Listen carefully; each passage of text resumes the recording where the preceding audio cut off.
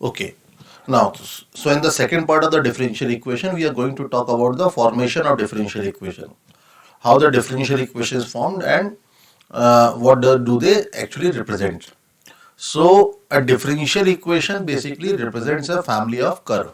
ठीक है, family of curve में जैसे अगर आप लोगों को ध्यान हो कि आप लोगों ने फैमिली ऑफ लाइन पढ़ी होगी, फैमिली ऑफ सर्कल पढ़ा होगा, तो वहां पे एक वेरिएबल हुआ करता था, ठीक है ना। वो वेरिएबल जैसे कि L1 प्लस लैम्डा L2, तो लैम्डा की हर एक वैल्यू के लिए आपको एक अलग लाइन मिलती थी, लेकिन सब में एक चीज कॉमन हुआ करती थी, ठीक है। उसी तरह से जब हम लोग डिफरेंशियल इक्वेशन फॉर्म करते हैं, तो differential equation basically family of curves को रिप्रेजेंट करने का एक दूसरा तरीका होता है, ठीक है। Just another way to represent the family of curve, ठीक है। फैमिली ऑफ कर्व कैसे रिप्रेजेंट करेंगे और क्या होगा उसकी बात है, ठीक है। तो in order to form a differential equation, आपके पास अगर एक फैमिली ऑफ कर्व दी जाएगी, तो आपको उस फैमिली ऑफ कर्व से डिफरेंशियल इक्वेशन फॉर्म करना है। जैसे फॉर एग्जांपल, अगर मैं बोलता हूं कि लेट्स से y इज इक्वल टू, या फिर मैं आपको इस तरह से बोलता हूं कि let's say family of straight line, what is the differential equation of straight line. अब स्ट्रेट लाइन की जनरल इक्वेशन क्या होती है, ax plus by plus c equals to 0। ax plus by plus c equal 0 is the equation of all the straight line. जितनी straight line होंगी सबकी differential equation ऐसी होगी, ठीक है। तो अब यहां पे इसकी डिफरेंशियल इक्वेशन बनानी, तो यहां पे देखो हर लाइन के लिए कौन होगा, ए बी सी की वैल्यू चेंज होती जाएगी, ठीक है। A b c will keep on changing for every particular line. तो डिफरेंशियल इक्वेशन का सिंपल कॉन्सेप्ट ये है कि we have to eliminate these arbitrary constant. Arbitrary constants का मतलब क्या, वो कांस्टेंट जो हर मेंबर के लिए चेंज होते हैं, ऑल्दो हर मेंबर के लिए कांस्टेंट होते हैं कि इस मेंबर के लिए वही एबीसी की वैल्यू फिक्स है, दूसरे के लिए फिक्स है, लेकिन दो अलग अलग मेंबर्स के लिए वैल्यूज अलग अलग आ सकते हैं, they varies from member to member.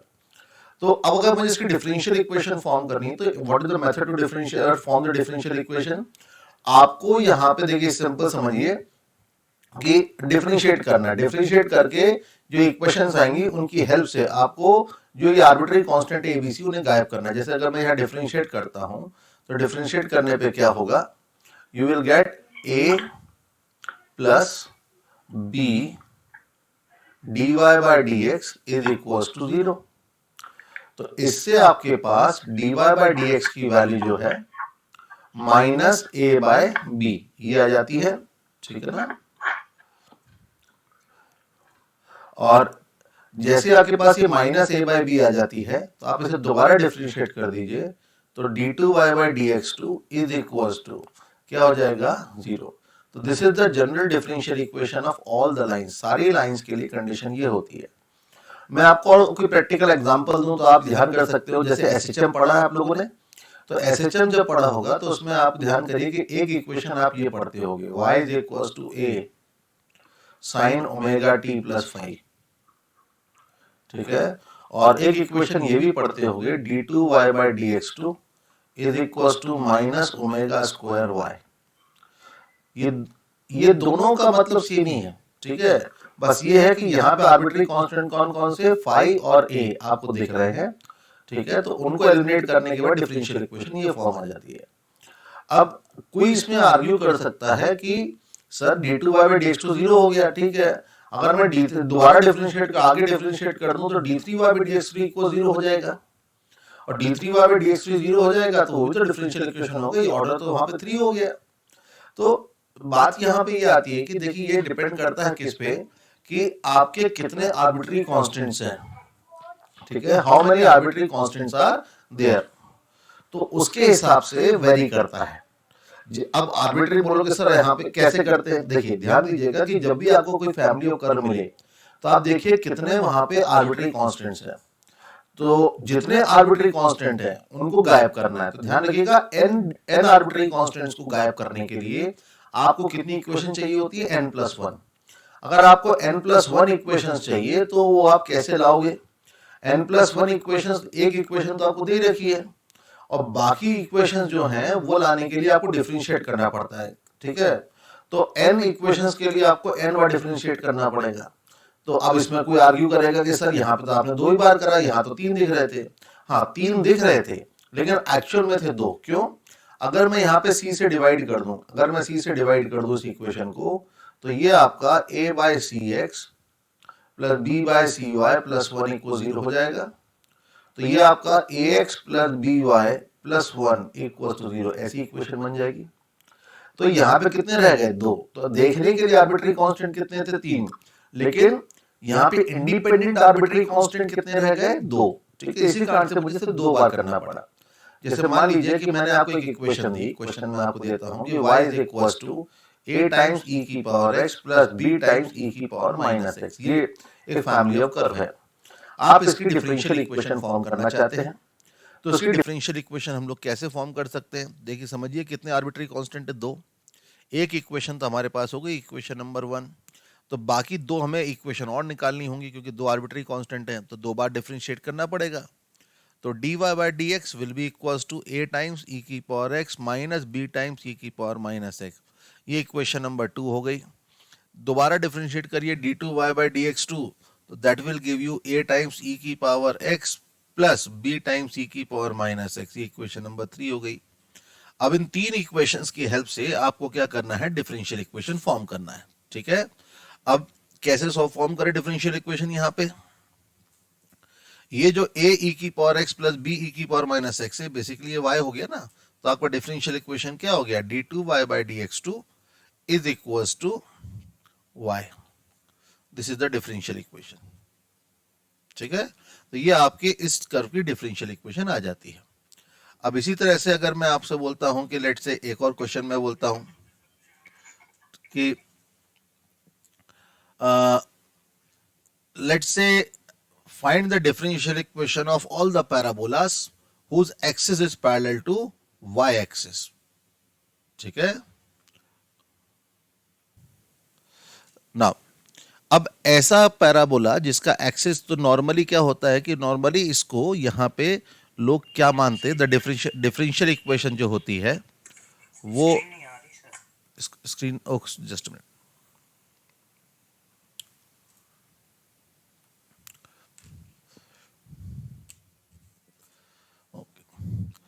Normally जो लोग इसमें डिफरेंशियल इक्वेशन मानते हैं वो कैसे मान जाते हैं कि x माइनस अल्फा का whole square is equal to 4a y minus beta. ठीक है, लेकिन थोड़ा सा अगर आप और अप्लाई करो तो you can say that y is equal to a x square plus b x plus c. Quadratic equation में पढ़ा था ना, तो क्वाड्रेटिक इक्वेशन में सारे पैराबोला जो थे, those axis was parallel to y axis. इन सब का एक्सिस जो होता था वो x equals to minus B by 2a होता था, which is parallel to y-axis. तो general equation can also be taken as y is equals to ax square plus bx plus c। अब इस इक्वेशन का हमें डिफरेंशियल इक्वेशन निकालना, तो कैसे निकालेंगे? देखो dy by d x, 3 arbitrary constant दिख रहे हैं, तो 3 बार डिफरेंशिएट करना है। ठीक है, तो dy by d x is equals to 2ax plus b। दोबारा डिफरेंशिएट कर दो, d2y by d x two is equals to 2a, और फिर डिफरेंशिएट कर दो तो d3y by d x three is equals to 0। तो this is the differential equation of all the parabolas whose axis is parallel to y axis. ठीक है, इसी तरह से अगर मैं आपको एक और क्वेश्चन बोलता हूं, अगला क्वेश्चन है कि फाइंड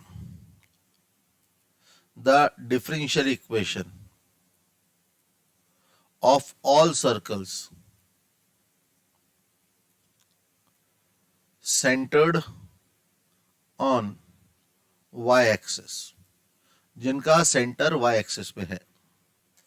सर्कल की जनरल इक्वेशन ऑफ सर्कल क्या होता है? X square plus y square plus 2gx plus 2fy plus c equals to 0।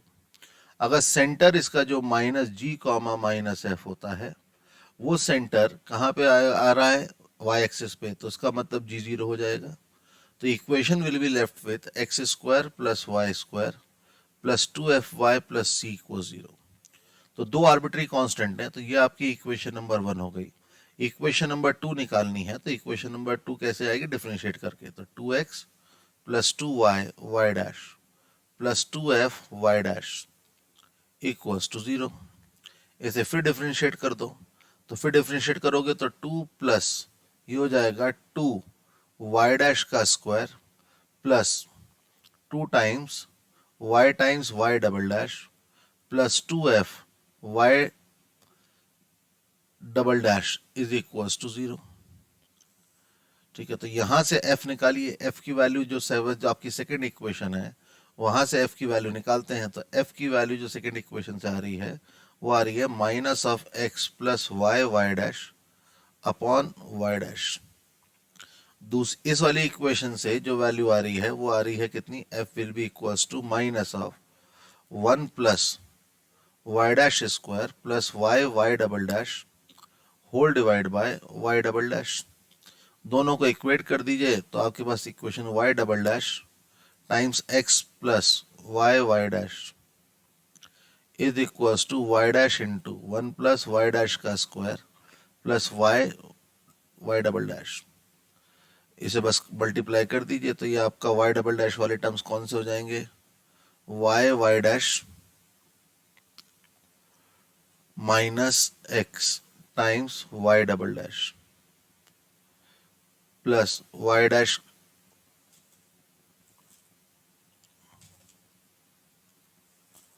y' का क्यूब प्लस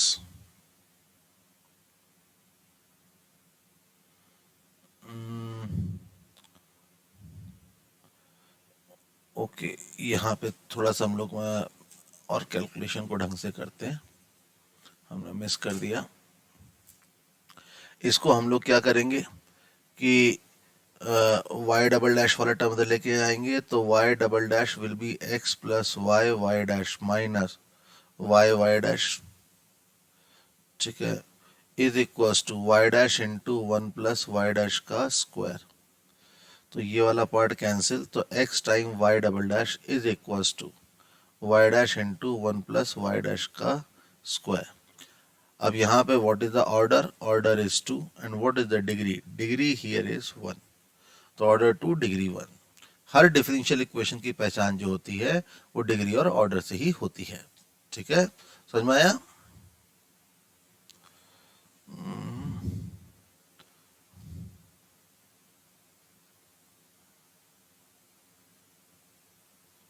y प्लस सी आ गया, सी की वैल्यू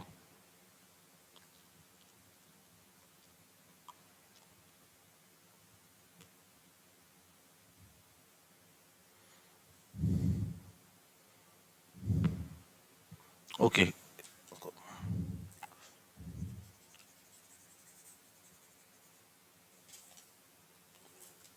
ये जो सी की वैल्यू है वो हम यहाँ रख देते हैं। तो y plus 9x upon 4y' square is equal to 2x y' by 3।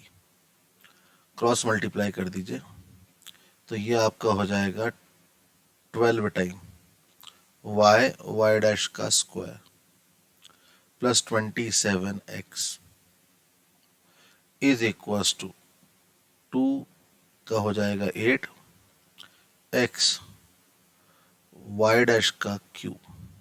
This is the differential equation. तो जो डिफरेंशियल जो दिया गया था फैमिली ऑफ कर्व उसका डिफरेंशियल इक्वेशन ये आ जाता है।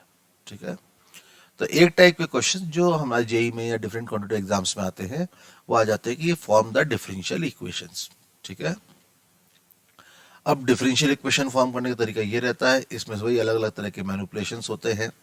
जैसे अगर मैं आपसे बोलूं कि find the differential equation of all the ellipse centred at origin. ठीक है, ऐसे सारे एलिप्स की इक्वेशन निकाली जिनका सेंटर ओरिजिन पे है। तो जनरल इक्वेशन जो हो जाएगी वो क्या हो जाएगी, x² by a² all the standard ellipse centred at origin. तो यहाँ पे दो आर्बिट्री कांस्टेंट है, कौन, a और b। तो आप इसे ऐसे भी लिख सकते हो, ax² plus by² equals to 1। इसे डिफ्रेंशिएट करिए, 2ax plus 2by is equals to 0। 2by into y' is equals to 0। 2 सब जगह से हटा दो। ठीक है, तो इससे देखो आपके पास -a/b की वैल्यू आएगी, -a/b की वैल्यू आएगी y' अपॉन x।